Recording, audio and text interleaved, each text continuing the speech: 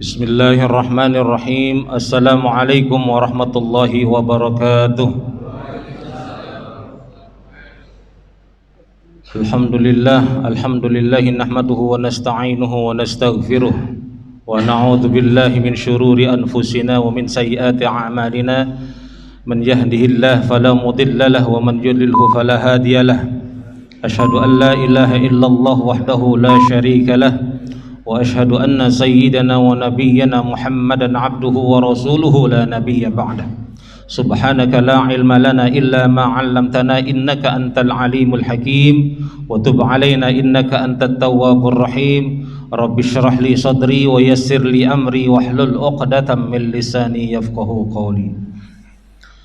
Bapak Ibu hadirin hadirat shaimun shaimat jamaah salat subuh Masjid Jabal Ar-Rahmah yang dimuliakan Allah Subhanahu wa taala.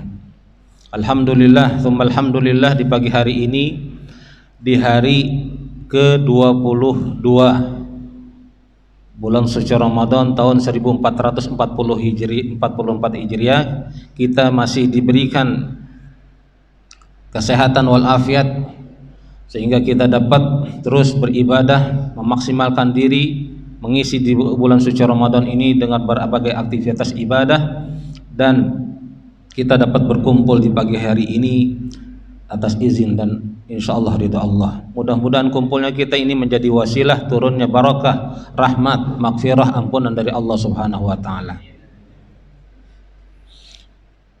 Pagi hari ini tema yang dikasih amanah pada saya, lebih jauh, lebih dekat, lebih sering berinteraksi dengan Al-Quran. Ini judulnya udah kesimpulan, Pak. lebih jauh, lebih dekat, lebih. Allah berfirman dalam rangkaian mewajibkan kita berpuasa di bulan suci Ramadan, surah Al-Baqarah ayat 185. Allah berfirman, a'udzubillahi minasyaitonir rajim. Syahrul ramadhanal ladzi unzila fihil qur'anu hudan linnasi wa bayyinatin minal huda wal furqan. Bulan suci Ramadan yang sekarang kita ada di tengah-tengahnya, Pak. Kata Allah, adalah bulan di mana Allah turunkan Quran.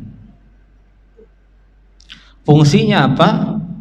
Hudan linnas wa bayyinatin minal huda wal furqan. Dia jadi buku petunjuk, buku pedoman, guidance book buat seluruh manusia. Kalau kita punya barang elektronik atau dulu beli barang elektronik, itu ada buku petunjuknya. Yang bapak-bapak beli kendaraan otomotif, dulu juga buku petunjuknya ada, Pak. Tapi karena mungkin udah di luar kepala cara makainya, kita jarang baca. Nah, itu barang elektronik, barang otomotif. Maka Allah dengan Rahman dan Rahimnya Allah masa merasa perlu untuk menurunkan kitab suci, kitab buku pedoman buat manusia yang Allah cintai, agar makhluknya itu tidak salah jalan, tidak sesat hidup di dunia, yang namanya Quran. Wa bayyinatin minal huda wal furqan. Dia menjadi penjelas, pembeda mana yang hak, mana yang batil, mana yang benar, mana yang buruk, mana jalan ke surga, mana berjalan ke neraka. Enggak ada tengah-tengah, Pak, di Islam. Ente mau benar apa mau baik, apa mau buruk, mau dosa apa pahala, mau ashabul yamin apa ashabus shimal, mau jadi golongan kanan apa golongan kiri, mau nanti tempatnya di surga apa mau di neraka, mau jadi pejuang-pejuang kebaikan ya apa mau nerusin maksiat. Pilihannya dua, nggak ada tengah-tengah. Kadang orang pengen toleran tengah-tengah ya, diem, moderat, biar dimulang moderat, tengah. Enggak, Pak. Islam tuh tegas ngajarin umatnya, mau di tengah, nggak ada kanan apa kiri, benar apa buruk, gitu aja. Di surah Al-Baqarah, sebagaimana kita juga hafal dan itu jadi zikir kita tiap pagi dan petang, dan zikir ba'da salat. Surah Al-Baqarah Allah berfirman, a'udzubillahi minasyaitonirrajim, alif lam mim. Alif lam mim. Kalau kitab-kitab tafsir mayoritas mengartikannya juga Allahu a'lam bimuradih. Allah paling tahu apa maksudnya alif lam mim. Tapi ada ulama juga yang memberanikan menafsirkan alif lam mim tidak lain dan bukan adalah nama lain dari Quran. Kenapa? Dilihat dari ayat setelahnya, dzalikal kitabu, kitab yang itu. Yang mana alif lam mim maksudnya? La raiba fih, di dalamnya tidak ada keraguan, Pak. Orang makanya kalau makin dekat, makin jauh, makin sering interaksi dengan Quran, makin dapat itu godanya. Ini kan kita umat Islam diturunkan kitab suci dan kita ngaku itu Quran kitab suci, lalu kita minta petunjuk, ya Allah, ihdinas siratal mustaqim, setiap hari kita baca itu surah Al-Fatihah, tapi kita jauh dari kitab petunjuknya. Gimana tuh, Pak? Nggak pernah kita baca, bahkan ada yang jadi mas kawin itu belum dibuka-buka sampai gini. Quran cuma jadi simbol seserahan, biar kata religius gitu, Islami ya, seserahan nikah, tapi nggak pernah dibaca. Quran itu diturunkan untuk dibaca, selanjutnya ditadaburkan, artinya terjemahkannya, artinya kita tahu, setelah itu kita belajar tafsirnya, lalu paling tinggi, jadi bukan menghafal, paling tinggi mengamalkannya. Itu yang disebut hamilul Quran.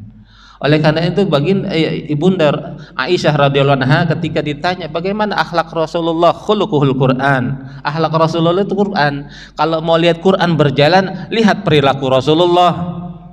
Maka PR besar buat kita umat Islam, apalagi setelah keluar dari Ramadan berkali-kali, apakah Quran sudah kita aplikasikan? Apakah perilaku kita sudah sesuai dengan Quran? Ustadz, berat sampai 100%, paling tidak ada upaya, Pak. Sudah berkali-kali kita Ramadan, berkali-kali peringatan nuzul Quran, itu cuma seremonial, jangan. Tapi bagaimana Quran yang kita baca itu kita aplikasikan. Ketika Quran ngajarin kita sabar, kita sabar.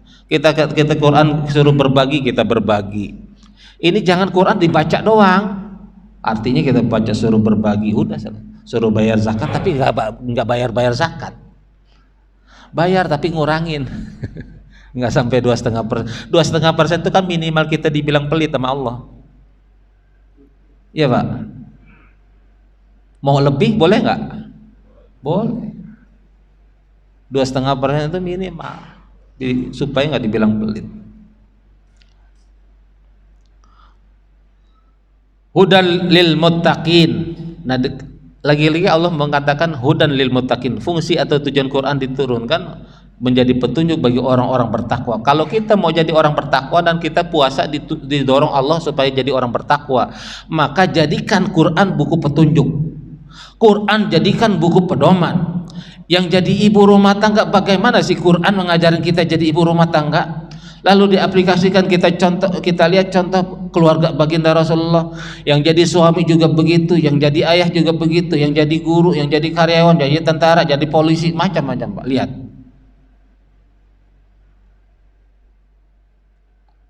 Hudan lil muttaqin. Bahkan Quran sungguh amat berbeda dengan kitab-kitab lain, Pak. Kita baca WA, status orang atau chatan orang itu berkali-kali, berjam-jam, nggak mengandung pahala. Tapi Quran dibaca, Bu, baca satu huruf itu mengandung 10 kebaikan.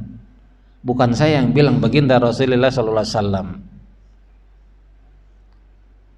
Wala aqulu alif lam mim harfun, kata Nabi, aku tidak mengatakan alif lam mim itu satu huruf, tidak. Walakin alifun harfun, walamun harfun, wa mimun harfun. Tapi alif satu huruf, lam satu huruf, mim satu huruf. Lalu kalau kita tadarus Quran, baca alif lam mim, sudah 3 kali 10 udah 30. Apatah lagi kalau satu hari 1 juz, berapa huruf? Nggak usah kita yang kali yang jumlah, biar itu tugas malaikat. Nggak usah pusing-pusing, kita mengaji aja. Bahkan Ali bin Abi Thalib karamallahu wajhah mengatakan itu kalau dibaca di luar wudu, di luar sholat. Kalau kita baca dengan wudu lalu di dalam sholat, lebih lagi pahalanya. Plus di dalam bulan suci Ramadan. Nah. Maka banyak orang ulama salaf dulu itu sholatnya pas selesai 1 rakaat 1 juz. Kita kan 1 tarawih 1 juz aja masih kelamaan, capek. Iya Pak, asam urat pada kumat itu. Nah itu salafus saleh ulama itu 1 rakaat 1 juz. Kenapa? Mereka Al-Quran itu dihafal. Orang-orang yang sudah biasa menghafal Quran Pak, itu sebenarnya seperti yang banyak yang kita dengar itu, di pojok, di tengah, sebelah kanan apa sebelah kiri, di bawah, itu udah biasa. Cuman ketika ada orang yang mengatakan itu, orang lalu wih hebat banget, padahal orang-orang yang hafal Quran itu biasa Pak. Jadi kalau orang yang udah biasa Quran, makin dekat, makin jauh, makin sering berinteraksi Quran, itu per lembarnya seakan-akan udah di depan Pak. Dia mau sambil baca sambil nyetir mobil, sambil bawa motor, itu kebayang. Bahkan ada yang hilang 1 baris saja, ya, itu dia tahu. Makanya yang hafal Quran itu Qurannya aja khusus Pak, nggak boleh ganti-ganti Qurannya. Ada yang nyebutnya itu Quran pojok. Jadi setiap pojokan itu akhir ayat. Jadi baris keberapa, ada sebelah kanan apa sebelah kiri, ada di atas apa di bawah atau di tengah ayat ini, tahu Pak. Itu udah kebayang aja gitu. Makanya saya pernah dengar orang yang hafal Quran Pak sambil naik motor itu kadang bisa 1 juz sampai tempat kerja. Naik kereta bisa berjuz-juz. Jadi nggak harus duduk gitu. Ibu-ibu yang hafal Quran juz amma sambil goreng masak itu bisa ada terus ya murojaahnya gitu hafal.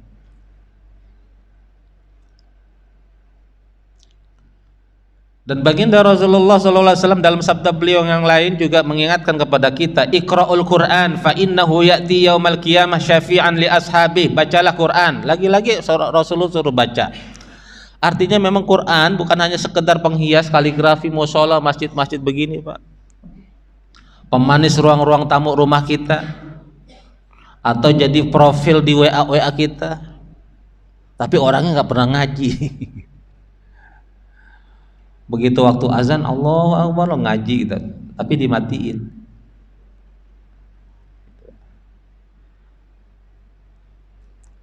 Kenapa? Kata Nabi, dia akan datang nanti di akhirat syafi'an li ashabi, akan nolong ngasih syafaat kepada sahabat-sahabatnya. Siapa sahabat Quran yang dulu dekat, sering baca, sering tadabbur, sering merenungi isinya ketika dulu di dunia. Bahkan jauh sebelum yaumul qiyamah, orang yang biasa berinteraksi dengan Quran, menjadikan Quran sahabatnya di dunia manakala dia hidup, Al-Quran akan jadi sahabatnya manakala dia mati. Maka ada ungkapan gitu, bacalah Quran selagi kamu hidup, maka dia akan menjadi temanmu ketika engkau telah mati. Maka ahli-ahli Quran Pak banyak yang ditemukan begitu digali kuburannya, makamnya mau dipindah, yang sudah 10 tahun, 18 tahun masih utuh, karena Allah berfirman kepada ulat, cacing, tanah untuk memuliakan para ahli Quran. Bayangkan Pak, karena Quran itu kan kalam Allah, firman Allah, sementara ada dalam hafalan orang itu. Bagaimana mungkin Allah nggak memuliakan? Jadi orang-orang yang bersentuhan dengan Quran semuanya akan jadi mulia. Bulan diturunnya Quran namanya Ramadan, jadi mulia. Nabi yang diturun Quran yaitu Nabi Muhammad, paling mulia. Malam diturunnya Quran Lailatul Qadar, malam itu jadi mulia. Maka orang-orang yang menghafal Quran jadi ahli Quran, hamilul Quran, insya Allah juga jadi orang-orang yang mulia. Ya. Makanya saya pernah kan Pak Fasan, kita punya anak banyak, punya cucu banyak, minimal ada satu, Pak, generasi kita itu yang hafal Quran. Dia yang akan memberikan mahkota pada orang tuanya. Kalau kita tuh udah terlambat ya. Tapi kalaupun mau usaha tetap, kalaupun nggak 1 juz, setengah juz, ya. Kalau nggak setengah juz, sepertiga juz, atau surah-surah yang biasa kita hafal. Termasuk biasanya Al-Kahf, surah Al-Kahf. Nabi di akhir zaman itu kita disuruh hafal minimal 10 ayat surah Al-Kahf supaya terhindar dari fitnah Dajjal akhir zaman.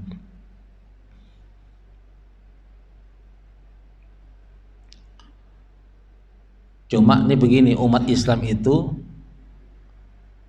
ada yang error, ada yang memang lurus. Yang error baik pun yang lurus sama-sama baca, Pak. Yang error tuh yang mana? Paham saham sekarang orang banyak, walaupun katanya dia gali dari Quran. Paham mana? Sekuler, liberal, pluralisme, macam-macam namanya. Tapi kalau yang belajar akidah itu ujung-ujungnya sama aja, pasti muaranya ke Mu'tazilah, ke Syiah, Jahmiyah. Zaman-zaman dulu istilahnya begitu. Sekarang istilahnya liberal, komunisme, liberalisme, pluralisme, macam-macam, sekularisme. Sekuler itu dia tidak ingin dia menjauhi ayat-ayat Quran pada semua aktivitas dia di luar sholat. Dia berpolitik, jangan bawa ayat-ayat Quran di parlemen. Ayat Quran baca di musola dan masjid aja. Di pasar jangan bawa ayat-ayat Quran. Kita dagang pokoknya mau cara kita, yang penting kita untung. Itu sekuler, Pak. Kalau pluralisme gimana? Semua agama benar. Jangan ngaku paling benar, sesat juga nih, Pak. Ada, Pak, sekarang. Nanti di pengadilan akhirat itu diminta pertanggungjawaban sama Allah yang ngomong begini, karena begitu banyak orang jadi sesat. Karena dibilang semua agama benar, makanya ada orang Islam yang udah Islam benar akhir pindah agama, Pak. Ya. Kenapa? Dia dengar begitu, ada tokoh Islam yang dibilang tokoh gitu ngomongnya begitu, semua agama benar. Akhirnya boleh dong saya pindah agama. Tahu Pak siapa? Anda kan yang pindah.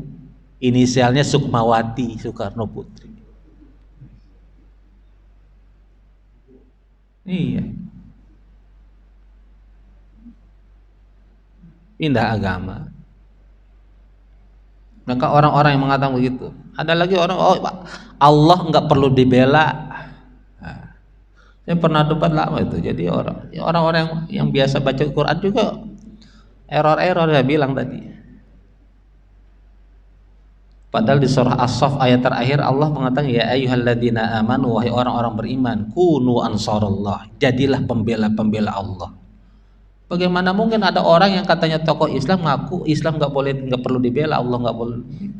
Memang Allah nggak butuh pembelaan kita, tapi kita yang butuh. Kenapa? Itu bukti kita cinta sama agama kita.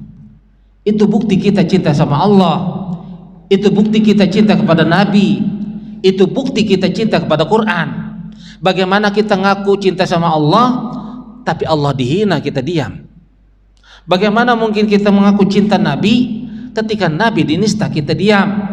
Bagaimana kita ngaku Quran kitab suci kita, petunjuk buat kita, tapi kok kita diam saja, Pak? Ada orang hina. Begitu bapaknya dihina, marahnya minta ampun. Ya, padahal Nabi pernah mengkoreksi ketika Umar berkata, ya Rasulullah, demi Allah, demi nyawaku, sungguh aku mencintaimu lebih kecuali dari nyawaku. Belum cukup ya Umar? Seharusnya engkau mengatakan bahkan lebih cintaku terhadap nyawaku sendiri. Gitu, Pak. Cinta kita harus di atas cinta kepada Nabi, di atas cinta kita sama orang tua, sama istri, bahkan sama nyawa kita sendiri.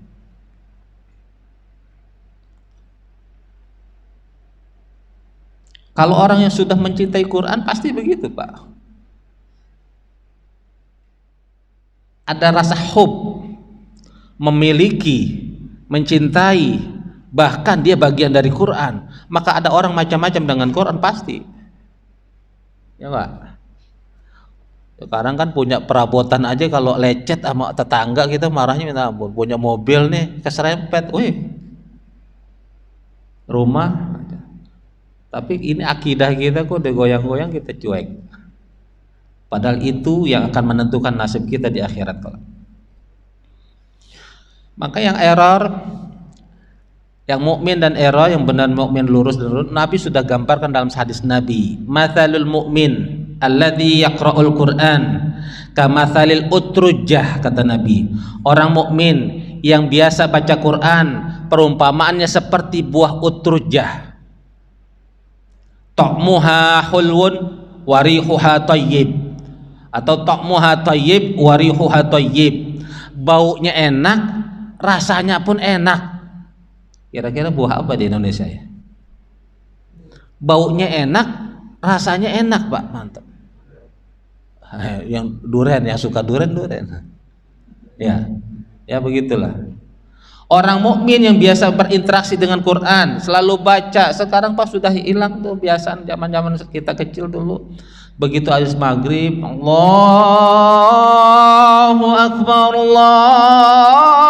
Akbar, matiin TV, odeng semua. Orang pada ke surau-surau, ke langgar-langgar, ke mosol-mosol anak-anak. Habis itu ngaji Pak. Guru jauh datengin. Sekarang TPA guru banyak pada nganggur. Bahkan TPA bisa bergelombang-gelombang nyari murid Pak. Sampai 3 gelombang muridnya masih gitu aja, dibuka 3 gelombang. Nah, ya kan? Kata Pak Haji waktu sebelumnya di sini udah berapa kali kan, lama-lama surut gitu. Nah ini gimana? Sekarang fenomenanya beda. Bukan hanya TV, rongrongannya apa dari gadget.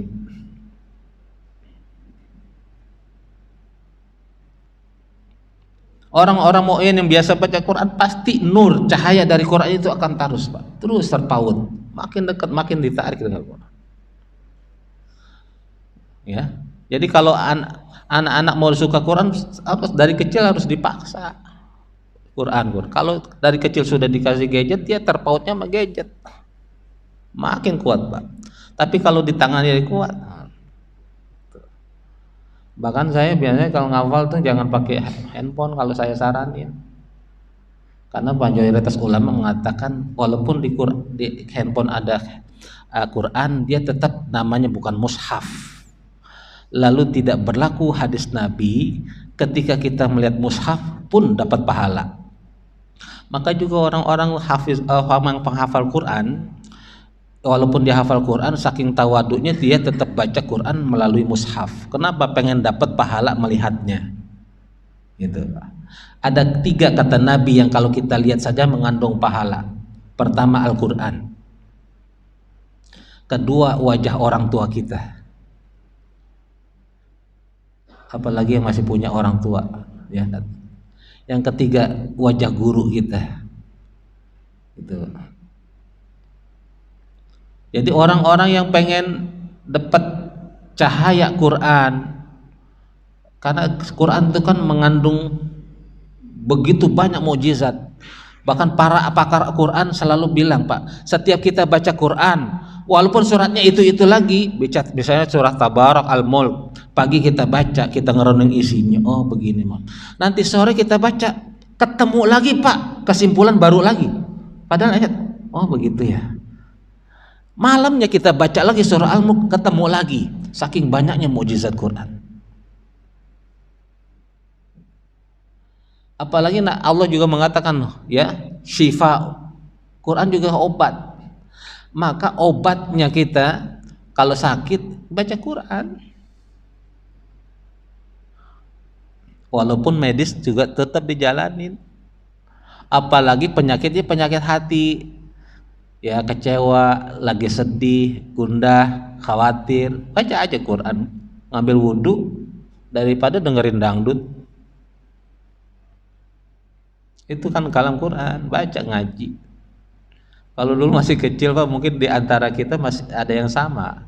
Orang tua kalau anak-anak yang baru belajar puasa lapar, oh udah kalau lapar wudhu ngaji, hilang laparnya. Bener Pak?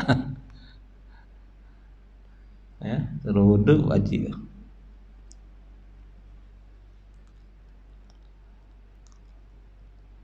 Wa mathalul mu'min alladzi la yaqra'ul Qur'an, sementara ada orang mukmin tapi dia nggak senang baca Quran, kata Nabi kamathalit tamrah, perumpamaannya seperti kurma, buah kurma. Lari halaha, dia nggak punya bau, tapi wa ta'muhu hulwun, tapi rasanya manis. Orang mukmin yang nggak senang baca Quran gitu Pak, karena dia mukmin dia manis, tapi nggak punya bau, nggak punya apa ya, pengaruh di masyarakat, ya kan? Nggak ada siarnya gitu. Orang-orang di luar agama Islam itu, orang-orang Kristen kalau ke gereja Pak, anak-anaknya diajarin supaya bangga bawa kitab sucinya. Dia kalau mau kebaktian, Qurannya ditempel gitu, naik angkot. Nah kita juga harus Pak ajarin anak-anak kita gitu, jangan malu ngaji suaranya, walaupun di komplek habis maghrib suaranya kencang, syiar. Lagi-lagi saya bilang, di antara mukjizat Quran ada orang yang baca Quran lalu itu bisa jadi wasilah dia dapat hidayah. Begitulah Umar bin Khattab yang hatinya dulu sangat amat keras, sadis Pak, tapi bisa masuk dapat hidayah, masuk Islam cuma karena dengar saudaranya baca Quran. Coba. Karena seringkali Pak batu pecah itu cuma karena tetesan air. Padahal begitu dipalu berkali-kali nggak pecah, tapi dia bisa hancur dengan tetesan air yang berkali-kali. Hati-hati yang sangat begitu amat keras menerima kebenaran, bisa jadi dia akan lembut dengan suara-suara Al-Quran. Dan setan, orang-orang di luar Islam itu sadar begitu Pak, makanya pada nggak seneng denger mik musola, masjid baca Quran dan azan. Nah, ya Pak. Sementara konser-konser musik jedar dibolehin, gitu kan? Maka orang-orang mukmin yang nggak senang baca Quran seperti buah kurma, dia nggak punya bau walaupun rasanya manis. Itu dua orang mukmin kategori. Kita masuk yang di mana? Evaluasi muhasabah, termasuk di 10 hari terakhir nih. Tapi ada dua golongan lagi kata Nabi, wa mathalul munafik, dan perumpamaan orang munafik alladzi yaqra'ul Quran, yang sering baca Quran, orang munafik tapi baca Quran. Karena munafik itu Islam juga Pak, tapi cuma di lisan. Surah Al-Baqarah, wa minan nasi may yaqulu amanna billah, ya kan? Sebagian manusia ada orang beriman kepada Allah, tapi kata Allah dia bohong, dia menipu. Jadi di lisannya aja dia ngomong sama Allah di kitab suci, tapi dia baca tapi dia nggak suka dengan isi Quran. Wa mathalul munafiq alladzi yaqra'ul Quran kamathalir raihanah, perumpamaan orang munafik yang baca Quran dia seperti buah raihanah. Buah raihanah, nanti kita nggak tahu nih apa di Indonesia itu apa.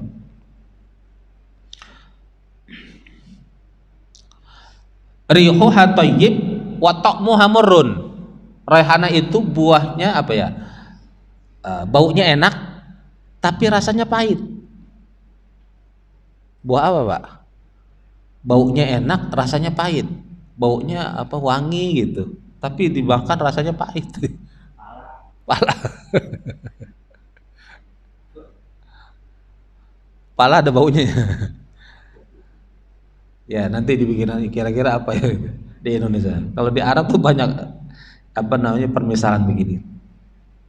Yang selanjutnya munafik yang kedua, wa matsalul munafik alladzi la yaqra'ul Qur'an, orang-orang munafik yang udah munafik enggak senang baca Quran. Kamatsalil hanzalah, seperti buah hanzalah. Laisa laha rihun wa ta'muha murrun, enggak punya bau dan rasanya pahit.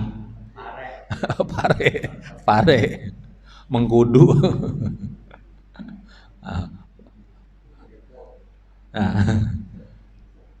Nah, orang munafik, udah munafik jarang baca Quran. Seperti buah itu, baunya nggak ada, rasanya pahit. Nah, mudah-mudahan kita tidak masuk ke golongan kita, insya Allah. Terus sebagaimana amanah judul ini, makin kita sering, makin jauh kita baca Quran, berinteraksi, kita jadi orang mukmin beneran, yang nanti benar-benar mendapat fungsi Quran. Kita dituntun oleh Quran,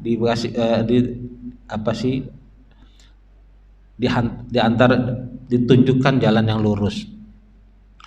Jadi bagaimana kita untuk menggapai huda itu, petunjuk, ya tahapannya. Yang belum bisa baca Quran, belajar baca, Iqra, pakai metode Umi. Di Indonesia tuh kaya sekali dengan metode tilawati macam.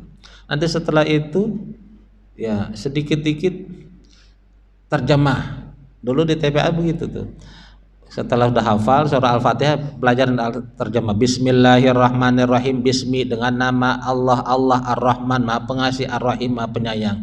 Alhamdulillah, segala puji lillah, bagi Allah, Rabbi, Tuhan, Al-Alamin, alam semesta. Ar-Rahman, Ar-Rahim, Maha Pengasih, Maha Penyayang. Maliki, Raja. Yaumiddin, hari kemudian, hari pembalasan. Iyyaka, hanya kepadamu. Na'budu, kami menyembah. Dan itu terjemah itu. Nanti setelah terjemah kita lihat tafsir, tadabbur, artinya apa maksudnya. Ya, tahfiz. Cuman orang Indonesia tuh nggak tahu siapa yang mulai. Semalam juga ada yang nanya itu. Istilah hafiz itu kan orang Indonesia aja, Pak. Kalau baca Al-Quran yang hafal tuh hafiz. Di negara-negara lain nggak ada hafiz itu. Syekh Abdurrahman As-Sudais memang pakai Al-Hafiz gitu, nggak ada. Syekh Al-Matrud, imam-imam Masjidil Haram tuh nggak ada yang pakai Al-Hafiz. Ya. Di Indonesia aja tuh kalau yang hafal 30 juz pakai Al-Hafiz gitu. Sebenarnya nggak perlu. Khawatir itu ya, jaga ya. Banyak teman-teman saya itu nggak mau ditulis Al-Hafiz walaupun bahkan memang ada dua sanad Pak dalam Quran. Ada yang membolehkan MTQ, ada yang tidak. Misalnya di Indonesia itu sanadnya Kiai Arwani Kudus itu mengharamkan MTQ. Jadi mungkin bisa jadi dia memang ada orang-orang bacaannya bagus tapi dia nggak pernah juara karena memang dari gurunya mengharamkan itu. Itu Pak. Dia hafiz, bacaan jago tapi nggak pernah juara. Gitu. Saya meluruskan beberapa tempat begitu. Jangan juga kita terkecoh. Gitu. Banyak yang baru tahu. Bahkan alumni PTQ termasuk saya dari dulu nggak pernah pakai SQ, cuma saya pernah ditegur kakak kelas atau teman-teman gitu pakai SQ-nya supaya nanti kalau di luar kita tahu mana-mana alumni PTQ. Sebenarnya saya dari dulu nggak pernah mau. SQ itu kan sejarah Quran gitu, nggak perlu. Ya, kalaupun ada gelar Al-Hafiz itu di dunia ilmu hadis, ulama-ulama yang hafal dari lebih dari 100.000 hadis beserta matan dan perawinya, maka dia dijuluki Al-Hafiz. Dan saat ini nggak ada Pak. Yang pernah dapat itu siapa? Al-Hafiz Ibnu Hajar Al-Asqalani. Kitab beliau syarah atau penjelas dari Sahih Al-Bukhari namanya Fathul Bari. Ada 15 jilid, ada yang mencetaknya sampai 20 jilid, Pak. Saat sekarang nggak ada. 100.000 hadis beserta matan dan perawinya. Paling pun ada sekarang bergelar Al-Musnid. Musnidud Dunya dulu almarhum pernah Syekh Yasin Al-Fadani, orang Padang, ya, Yasin Al-Fadani. Beliau disebut Musnidud Dunya apa? Beliau paling banyak ulama yang punya perawi hadis. Dia punya sanad hadis banyak, Pak. Maka dia jadi rujukan ulama-ulama manapun untuk belajar hadis. Sekarang muridnya di Indonesia banyak. Kalau yang mau dapat sanad hadis, cari guru murid-murid dari Syekh Yasin Al-Fadani. Ada juga yang mengatakan sekarang ada juga guru, salah satu muridnya itu yang punya gelar musnid karena dia juga hafal dan dapat berapa banyak riwayat hadis, itu Habib Umar Al-Hafiz di Yaman, Hadramaut. Beliau punya sanad juga begitu. Sudah jam 6 kurang 15 menit. Saya kira itu aja pembuka dulu. Nanti silakan ada yang mau bertanya tentang tema ini. Nah, mobil khusus lebih jauh, lebih dekat, lebih sering berinteraksi dengan Quran. Dan ini contoh, sebenarnya ini tema juga sekaligus nyuruh nih. Kita harus lebih dekat, lebih sering berinteraksi dengan Quran. Kalau kita mau terus dituntun dapat cahaya, dapat obat dari Quran. Pasti Pak. Sama orang baca, Nabi itu salah satu tibun nabawi Pak, nggak selalu minum obat, makan apa, minum. Nabi baca surah Al-Fatihah sembuh. Saya ditanya, Ustaz, saya berapa kali baca Al-Fatihah nggak sembuh? Itu tergantung yang baca. Kalau hatinya nggak bersih, jarang ibadah, baca surah Al-Fatihah yang nyembuhin orang, jangankan bukan sembuh, malah tambah parah. Ya kan? Gitu yang tadi. Maka tergantung orangnya Pak. Silakan, mungkin ada yang mau ditanya. Ya Pak Haji. Assalamualaikum warahmatullahi wabarakatuh. Waalaikumsalam warahmatullahi wabarakatuh. Yang tadi disinggung oleh Pak Ustadz mengenai orang yang beranggapan bahwa semua agama benar, atau yang menulis buku Tuhan nggak perlu dibela, itu kan sebetulnya backgroundnya kan udah ulama yang pokoknya tanda kutip itu ya. Nah itu memang mereka nggak takut dimurkai Allah.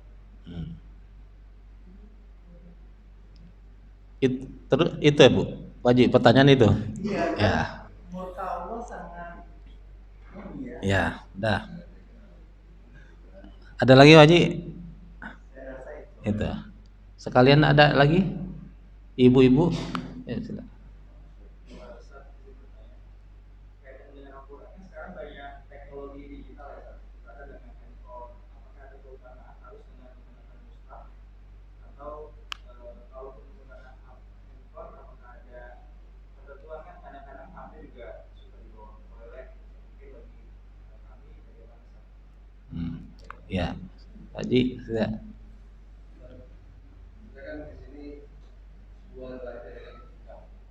Gimana?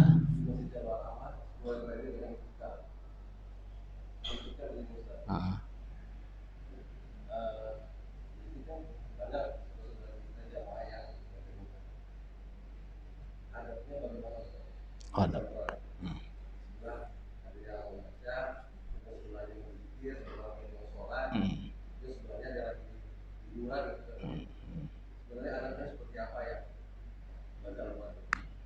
Ya. Terima kasih atas pertanyaan-pertanyaan. Sementara 3 dulu, nanti ibu-ibu boleh Bu. Ada yang mau tanya. Pertama, saya biar kenal kali namanya. Nanti disebutin.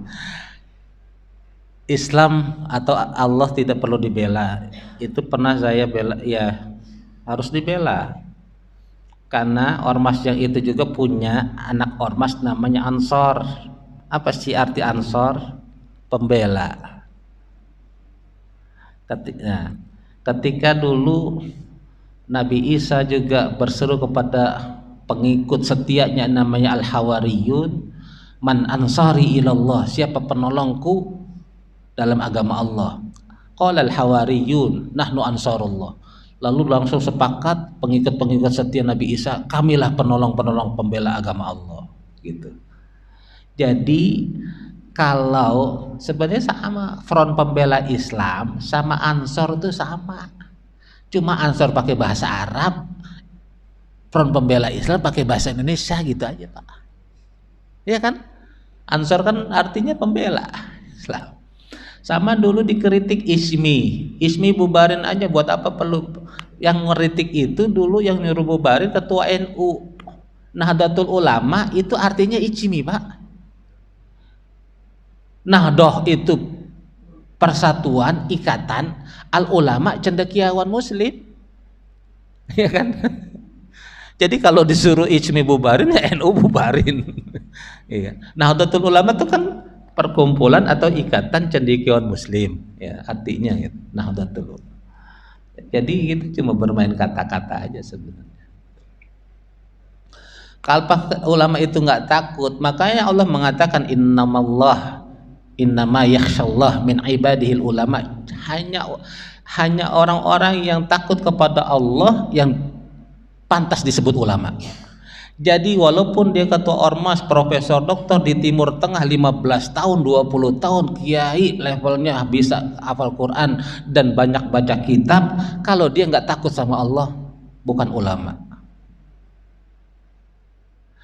Apalagi Imam Al-Ghazali dalam kitab Ihya Ulumuddin mengklasifikasi ulama ada ulama dunia atau ulama su, ada ulama akhirat.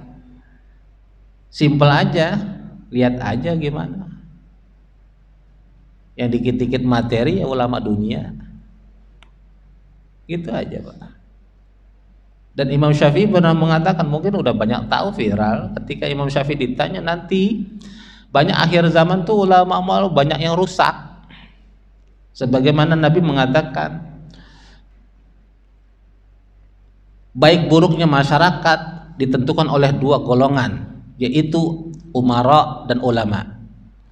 Dua ini rusak masyarakat. Itu Pak. Jadi penting tuh, siapa yang pantas kita sebut ulama dan siapa yang pantas kita angkat jadi pemimpin. Penting Pak. Tesis saya tentang kata wali dalam Al-Quran. Itu bagaimana perbandingan ulama-ulama mentafsirkan kata wali dalam Al-Quran.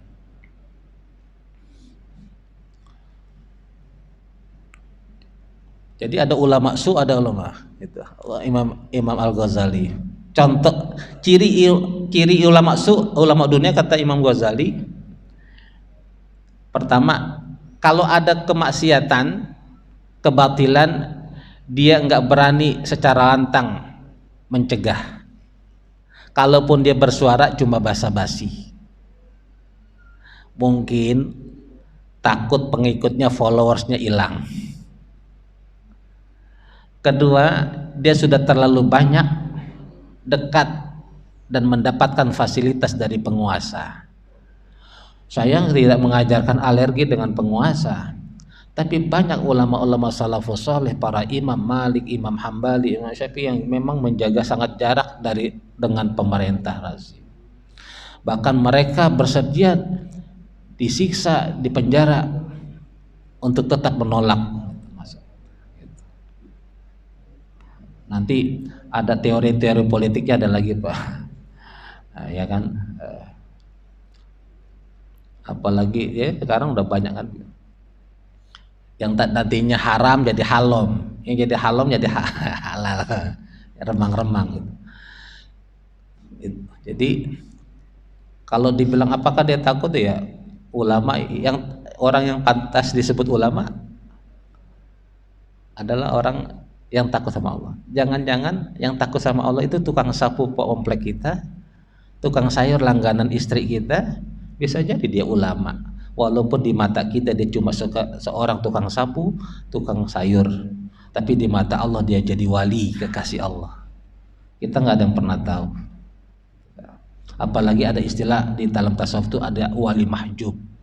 Ya, wali mahjub itu memang dia ditutupi kewaliannya oleh Allah. Orang nggak ada yang pernah tahu.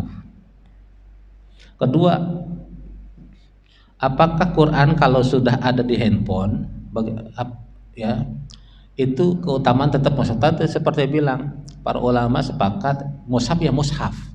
Quran sejatinya gadget tetap. Apakah Quran kalau ada di handphone, maka handphone ini bisa kita sebut Quran, mushaf? Tidak, tetap handphone. Gitu. Maka ini boleh Pak dimasukin bawa ke toilet. Cuma yang dilarang fatwa, misalnya para ulama sudah memfatwakan itu haram kalau dia jadi ringtone, ya, nada dering. Tahu-tahu lagi kita di toilet kita bawa ini handphone nada deringnya ngaji, dosa itu. Ya, gitu. Ya, nada deringnya gitu, yang sampai. Tapi keutamaan tetap mushaf. Itu yang disebut mushaf itu. Sama ketika orang udah hafal Quran, masa itu orang nggak boleh ke toilet? Ya kan? Ada orang nih, Ustaz, dia kan hafal Quran nggak boleh ke toilet, nah, dia kan orang gimana sih? Nah gitu. Itu bedanya mushaf. Saya pernah nerangin itu sampai orang puyeng gitu. Ada antara Quran dengan mushaf tuh beda. Quran itu ya kalam Allah. Yang dulu Nabi memang tidak memerintahkan menulis, maka ketika Umar bin Khattab pernah ngusul ke Abu Bakar untuk mengumpulkan Quran lalu dibukukan, Abu Bakar ragu-ragu, kenapa? Ada takut, memang itu nggak pernah disuruh Nabi, karena zaman Nabi dulu Pak, ayat turun dihafal Pak, nggak ditulis. Jadi Quran sejatinya itu yang nggak ditulis, yang ditulis itu apa namanya? Mushaf. Makanya kalau di Quran Madinah, itu ditulis ada mushafnya, mushaf Al-Quran Al-Madan. Nah, jadi bukan Qurannya itu, sebenarnya itu mushaf. Dan yang disebut mushaf itu yang tanpa terjemah. Yang disebut mushaf itu yang 30 juz utuh. Jadi kalau cuma Yasin bukan mushaf Quran. Ya. Cuma Surat Al-Mulk aja itu difotokopi, itu bukan mushaf Quran. Mushaf Quran itu yang 30 juz utuh, sebut 30 juz. Yang ketiga, bagaimana adab kita baca Quran. Di samping kita ada yang sholat, ada yang tidur. Di sini udah dapat ngaji kitab, ada satu kitab yang membahas itu, salah satunya karangan Imam An-Nawawi. Ya, Al-Adab fi Hamalatil Quran. Bagaimana kita beradab ketika kita berinteraksi dengan Quran, itu penting juga dibaca atau dikaji. Kalau belum ada, saya nyaranin itu kaji. Makanya dulu Ustaz Endang baru bilang, waktu nanya-nanya kajian, saya bilang di Jabal Ar-Rahmah udah ada kajian tentang adab enggak? Karena banyak orang ngaji ilmu, termasuk ilmu agama, tapi salah Pak caranya. Kenapa? Dia belum belajar adab dulu. Yang paling utama itu belajar adab dulu, baru belajar ngaji. Adab kepada guru, adab kepada ilmu. Jangan belajar pakai kaos oblong. Bahkan akhirnya nggak punya adab, dia nanya ke guru, ngetes. Itu ada, dilarang itu. Nanya ngetes. Atau nanya apa debat itu ngeyel gitu dia ada. Itu sangat diperhatikan, nggak boleh. Maka As-Sayyid Muhammad Alawi bin Alawi Al-Hasani Al-Maliki pernah mengatakan, ketika muridku cuma satu pun aku tetap berpakaian rapi. Kenapa ditanya? Karena yang aku hormati, aku agungkan bukan muridku, tapi ilmu yang aku ajarkan. Adab. Sekarang banyak orang ngaji nggak punya adab, makanya sampai guru sama ke gurunya dia nggak punya adab. Iya, itu Pak. Ke masjid, masa ke masjid pakai kaos oblong, lah ke mall aja dia rapi, kondangan aja cari batik yang cakep mana gitu. Ini ke masjid kok, ya gitu. Kita perlu adab, belajar gitu. Itu jadi, nah kalau ada juga Pak, memang kalau kita ngaji samping kita istirahat, jangan suaranya kencang-kencang, apalagi pakai mic. Kalau sholat juga, kalau di Masjid Nabawi atau ketika kita baca gitu, ada yang langsung tegur Pak, kata yang kencang-kencang gitu, ngaji gitu kan. Kalaupun kita mau bersuara, suara yang kita dengar telinga kita aja. Tapi saya juga ngomentarin orang yang tidur dengan alasan itikaf. Ini mau itikaf apa mau tidur di masjid? Ya. Kadang saya repot gitu, kadang ngisi gitu di Pondok Indah, sampai orang mau itikaf tapi bawa bantal, bawa kasur. Ini mau pindah tidur apa gimana sih? Ya betul. Ya.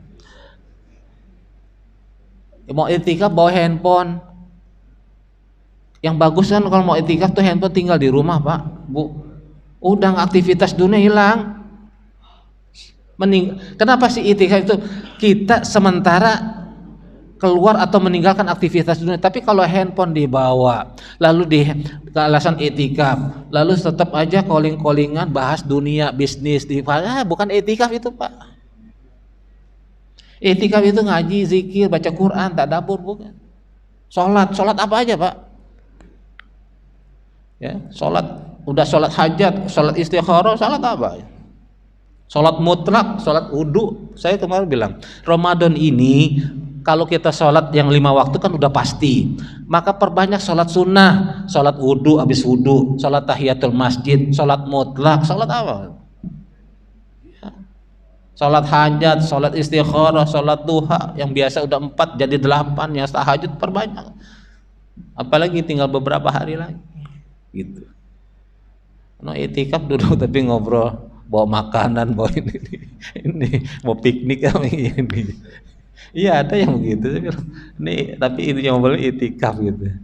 Nah, Nabi kan nggak begitu, ngaji. Bahkan ulama-ulama itu kalau yang pernah ziarah ke makam-makam yang wali, beliau saking pengen belajar khusyuk, ada dia bikin mahrab buat ibadah sendiri sampai sempit Pak. Jadi supaya dia enggak bisa tidur. Jadi ada yang dia bikin kamar itu muat buat dia diri aja. Iya. Jadi kalaupun dia mau sholat, dia senderan. Kalaupun dia udah capek, senderan boleh Pak, senderan di tembok. Ini kok malah niatin bawa bantal dari rumah gitu mau itikaf ya. Nah itu, ya. Ada lagi? Ya.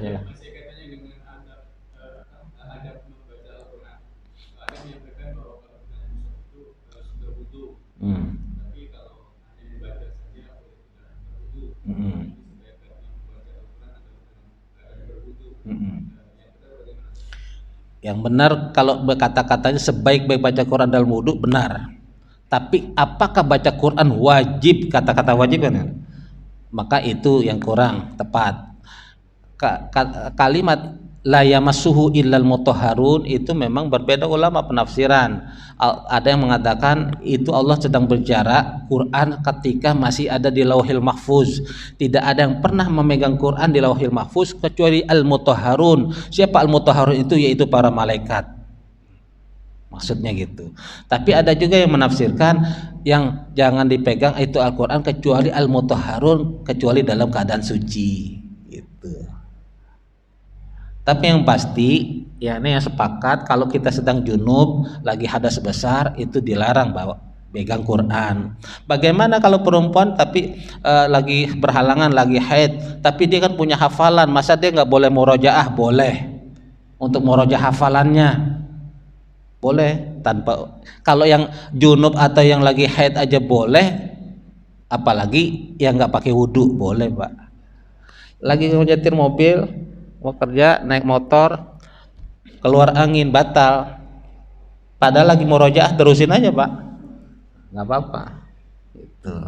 Tapi kalau lagi memungkinkan kita wudhu ya wudhu lagi, dapat pahala wudhu, sholat wudhu. Siapa tahu kita seperti Bilal. Kita masih hidup, kaki kita sudah ada di surga. Sering wudhu, sholat, sering wudhu, sholat kan dapat pahala lagi. Tapi kalau lagi nggak memungkinkan seperti itu, ya nggak apa, terusin aja. Jadi adabnya memang menghadap kiblat dalam keadaan wudhu, ya. Bahkan tadi saya bilang ulama bahkan murojaahnya Pak bukan duduk, dia sambil sholat dia murojaah hafalan. Jadi 1 rakaat 1 juz, kalau 4 rakaat udah 4 juz. Gitu Pak. Ya, satu lagi. Ya. Ketika dalam majelis ilmu kayak ini, terus posisi biasanya sambil dengerin ustaz ceramah, sambil baca Quran. Ya. Betul. Kadang kita memang tidak belajar fadail. Ada orang sholat tarawih di masjid tapi sholat isyanya di rumah.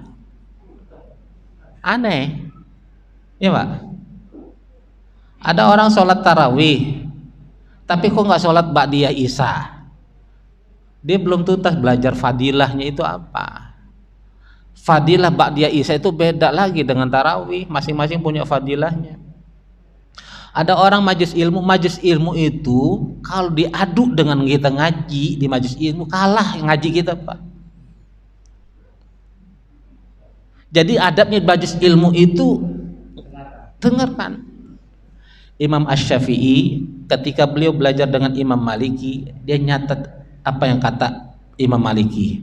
Dan setiap dia membuka lembaran-lembaran dia pelan-pelan. Ketika ditanya kenapa begitu, aku takut mengganggu suara mengganggu guruku Imam. Sampai begitu, Pak. Nah, ini kita di majelis kok ngobrol. Bangun WA-an gitu loh.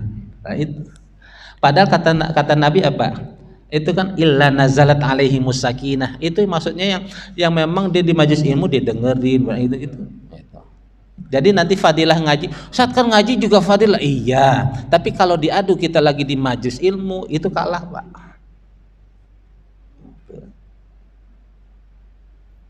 Kalah. Fadilah majelis ilmu, fadilah itu masih lebih tinggi dari ngaji.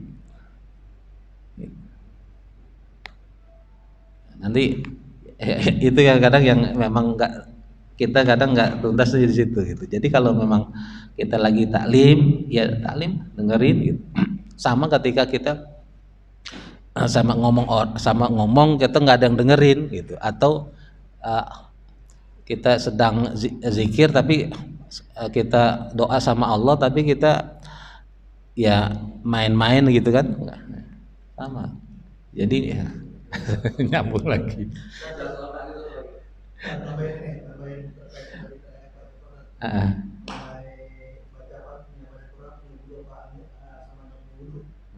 Saya pernah baca hadis kalau nggak salah antara yang punya wudhu dan tidak punya wudhu. Saya kalau yang punya wudhu kan satu huruf baca 10 bacaan. Nah kalau yang punya wudhu Allah balas dengan satu huruf dan satu bacaan. Benar? Ya tadi hadisnya sudah dibaca, kata Nabi wala aqulu alif lam mim. Tadi aku tidak mengatakan alif lam mim itu satu huruf. Ya. Setiap huruf, jadi alif satu huruf, lam mim satu huruf, mim satu huruf. Setiap kita baca Al-Qur'an satu huruf dapat 10 kebaikan. Nabi di situ tidak menerangkan apakah dalam wudu atau tidak. Maka Imam Ali bin Abi Thalib mengatakan itu tidak dalam wudu. Kalau dalam berwudu lebih dari itu lagi. Bahkan dia dalam wudu, dia dalam sholat lebih lagi, Pak. Dia dalam sholat dalam keadaan wudu di bulan suci Ramadan lebih lagi, Pak. Gitu. Lebih mantap. Nah itu kalau orang yang fastabiqul khairat kan pasti nyari yang paling terbaik lagi gitu, Pak. Lebih baik gitu. Insyaallah. Ya silakan, Pak.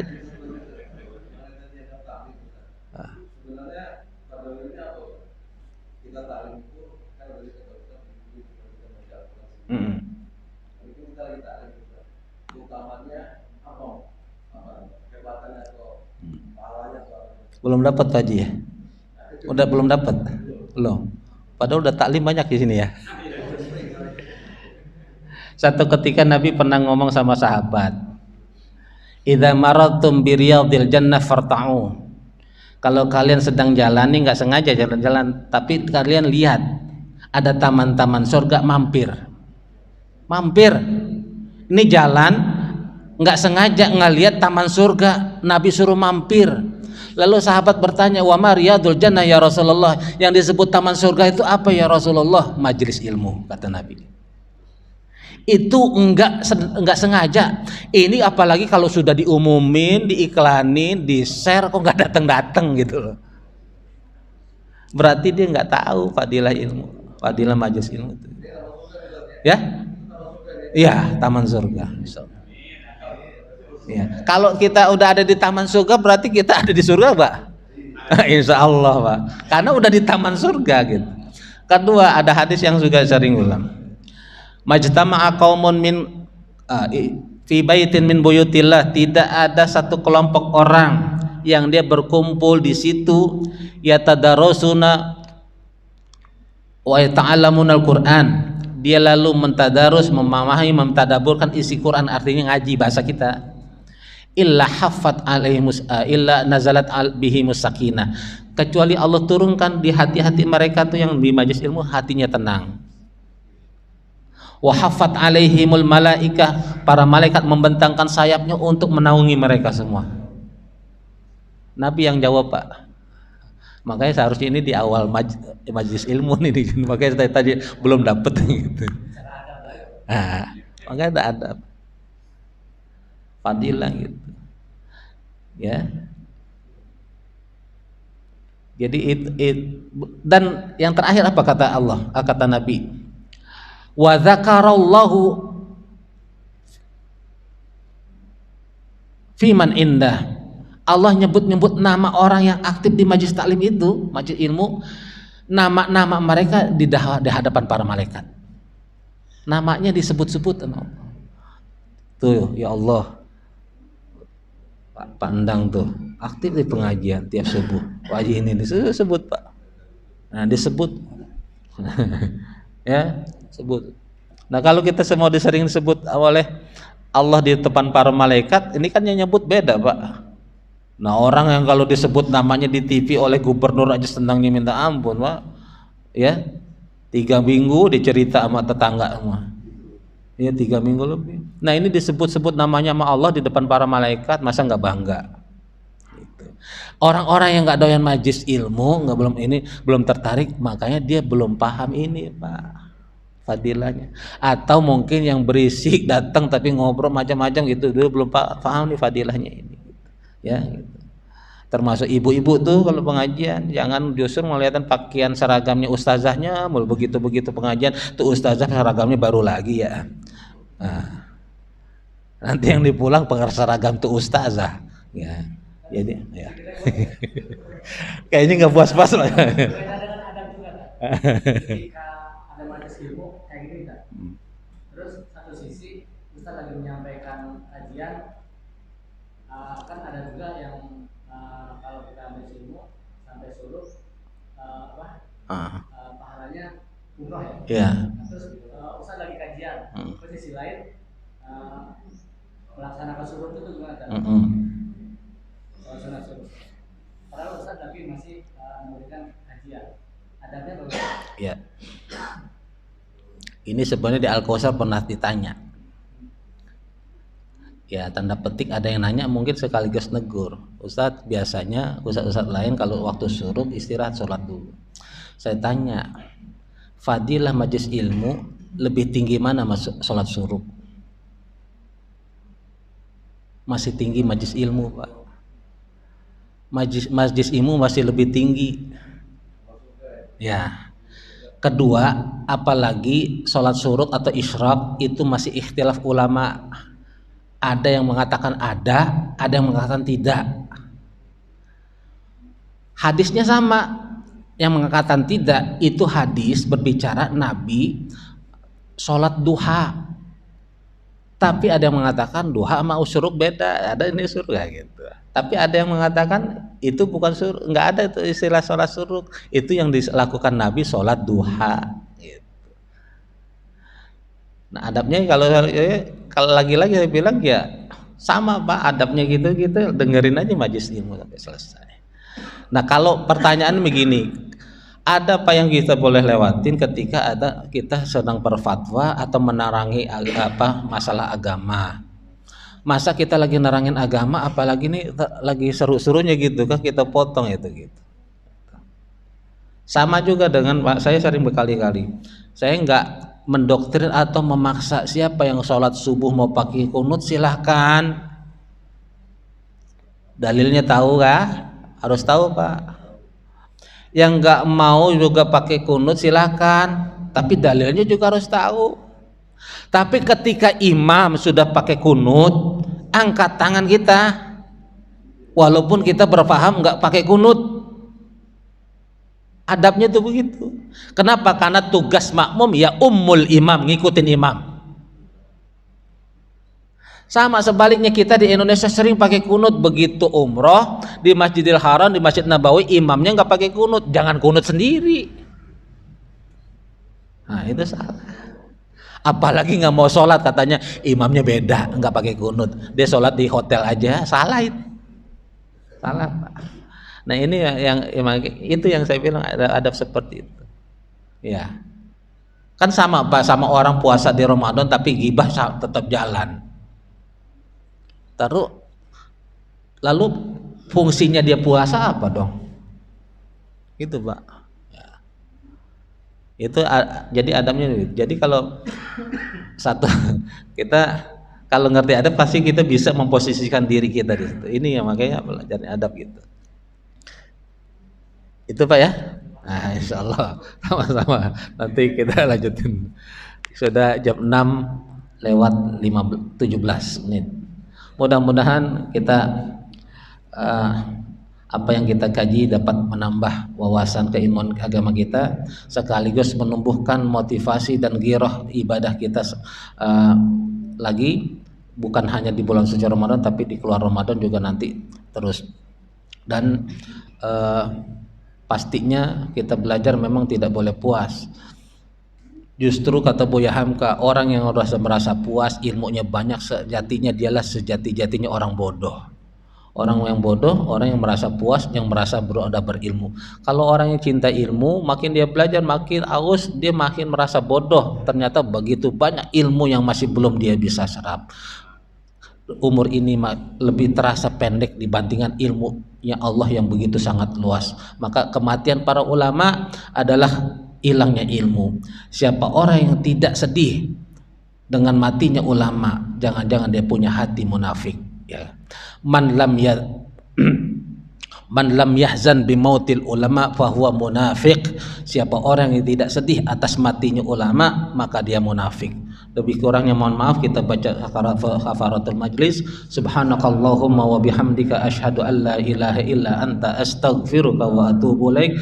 Lebih kurangnya mohon maaf. Wassalamualaikum warahmatullahi wabarakatuh.